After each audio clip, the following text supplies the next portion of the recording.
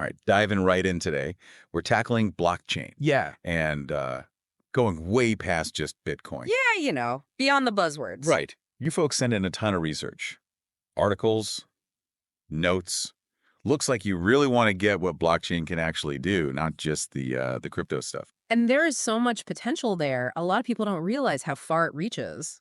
Okay, so for anyone just tuning in, I always hear blockchain compared to like a shared Google Doc. Mhm. But what makes this digital ledger thing so special? It's really about the structure. Every block, every chunk of data is linked to the one before it, uses something called a cryptographic hash. Oh, what now? Cryptographic hash. Think of it like a unique digital fingerprint for each block. You sent in a great article, actually, all about SHA 256. Ooh, yeah, that one was dense, yeah. It highlighted how if you change even one tiny thing in like a document, the whole fingerprint changes completely. So, like, if you tried to mess with the block, The whole chain breaks. Yeah. It's tamper proof. uh-huh. That's the security everyone's talking about, right? Yeah. Like trying to sneak a fake page into a history book, everyone would notice. Exactly. And on top of that, this ledger, it's not on one computer. It's spread out across a bunch of them.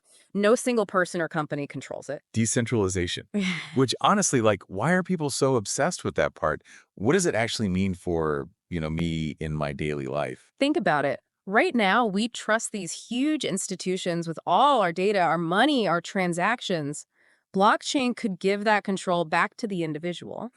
So less reliance on the big guys, huh? Right. Like, think about how social media platforms use your data or how banks process payments. Blockchain could completely flip that script, give people ownership. Okay, so shifting power back to the people. That's pretty radical when you put it that way. And wait, isn't this whole tamper-proof ledger thing a kind of old idea? I swear I read it predates Bitcoin. You're right. Blockchain's roots actually go back to 1991. Two guys, Stuart Haber and W. Scott Stornetta. They were working on securing digital documents way back then. Whoa, really? Their work laid the groundwork for everything we're talking about. And Bitcoin. It was just the first big application that really took off. Mind blown. So this isn't just some Silicon Valley buzzword. There's history behind it. Okay, so let's move past Bitcoin. What other real-world uses are there? Because is this all just hype, or are there actual things happening? Oh, it's way beyond hype at this point. One of the most exciting areas is smart contracts. Imagine an agreement, right? But it automatically executes its terms when certain things happen. No lawyers, no middlemen. Hold on, slow down. Give me an example. Like, how would that work in a regular online purchase? Okay, say you're buying something online.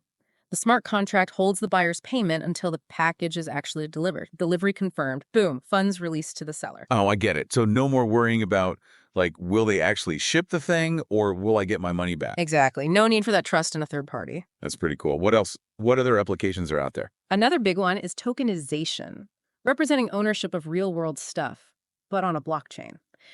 You mentioned being interested in art, right? Think about how artists could tokenize their work. Fans could buy tiny fractions of the ownership. Oh, wow. So instead of needing, like, millions to buy a famous painting, you could own a tiny piece of it via the blockchain. That's wild. It is, and it's not just art. Real estate is another huge one.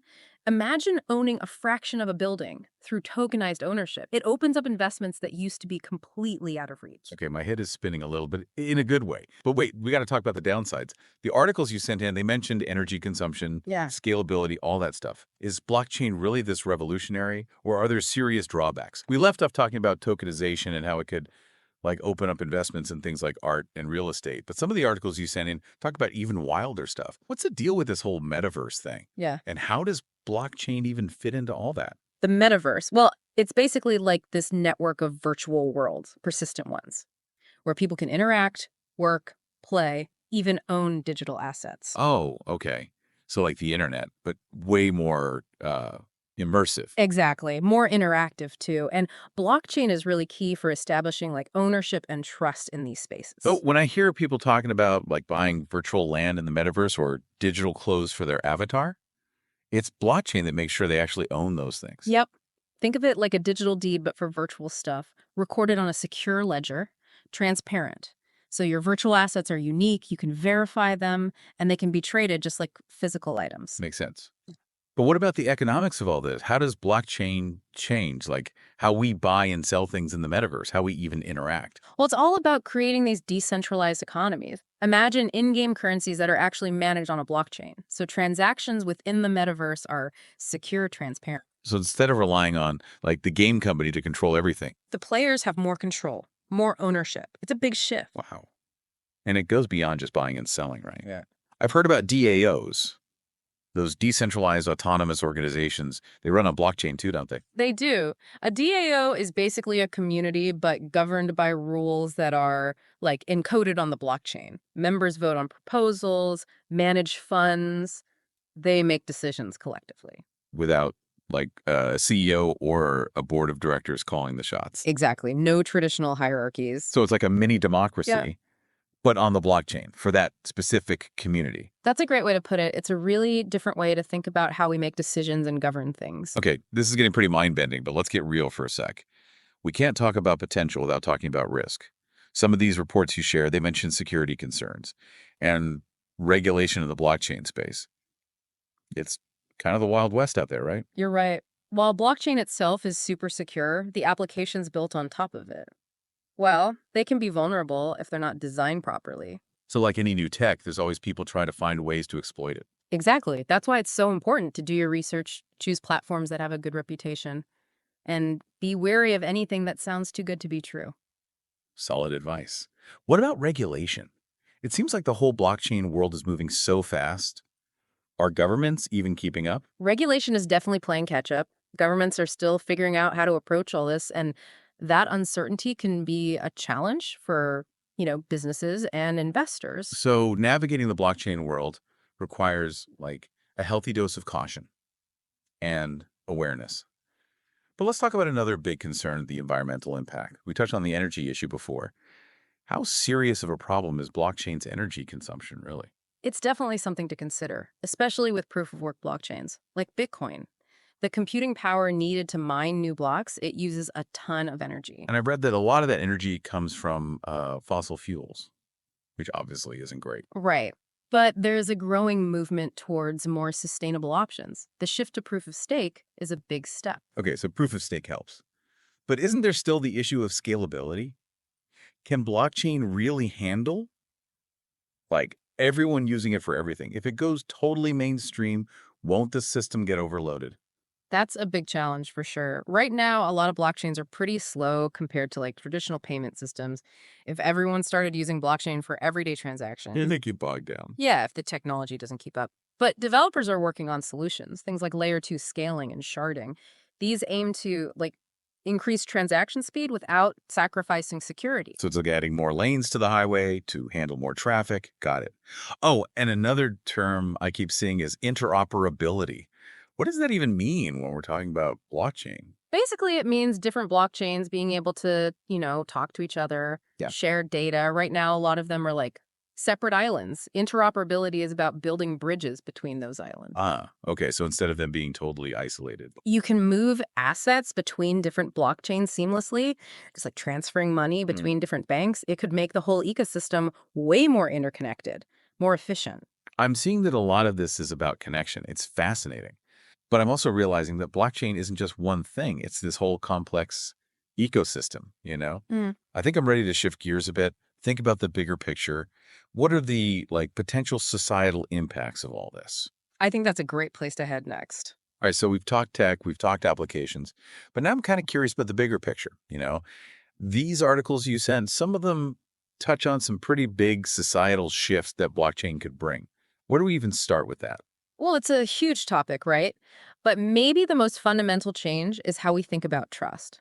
Blockchain is often called a trust machine because it lets us do transactions, interact without needing those traditional middlemen. So instead of relying on banks or governments or huge tech companies. Trust is established through code, algorithms. It's a pretty radical idea. Yeah, that's a big shift. And wouldn't a system like this also make everything much more transparent? I mean, if transactions are recorded on this public ledger, does that mean less privacy? It's true that blockchain brings a whole new level of transparency. Yeah. It could make it way harder to hide, like corruption or unethical practices. Think about supply chains, for example. You could track a product's whole journey from where it was made to the store shelf. So, like if I buy a coffee, blockchain could show me exactly where the beans were grown, who handled them along the way. That's kind of cool.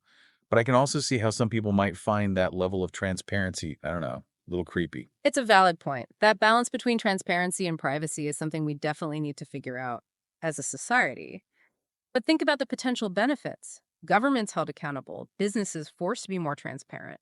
Individuals can make more informed decisions. It's almost like blockchain shines a light on everything, makes it harder to hide in the shadows. Yeah. But some of this research you sent in also talked about blockchain's potential to, like, actually empower people economically, Yeah. especially in developing countries. How does that work? One great example is microfinance. Blockchain can make it easier for entrepreneurs to get access to capital. It cuts out those traditional financial institutions, which can be really hard to access, especially in developing countries. So it's about creating a more inclusive system, huh? One that benefits individuals, not just huge corporations. Yeah, this is all pretty revolutionary stuff. But I guess the question is, are we getting ahead of ourselves? Are there potential downsides to this kind of disruption? Oh, of course. Every new technology comes with its own set of risks and challenges.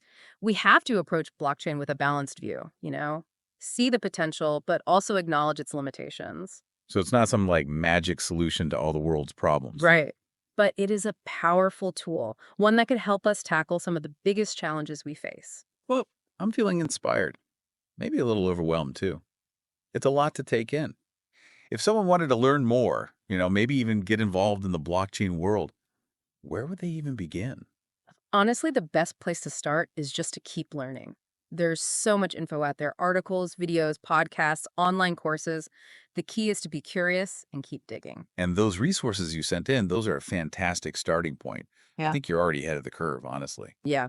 And don't be afraid to get some hands-on experience. There are platforms where you can play around with blockchain, create your own tokens, even build basic applications. The more you actually interact with the tech, the more you'll understand what it can do. This has been a wild ride, and I feel like we've only scratched the surface. It's exciting, it's a little scary, and it's definitely changing how we think about, well, everything. Trust, transparency, even the structure of society itself. I agree. And the coolest part is, we're still in the early days. Who knows what the future holds? That's a great thought to leave our listener with. The world of blockchain is evolving so fast, there's no telling what incredible innovations are just around the corner. Thanks for joining us for this deep dive into blockchain. My pleasure. And to our listener, thanks for being part of the deep dive. We'll catch you next time as we explore another fascinating topic. Until then, stay curious, keep learning, and keep diving deep.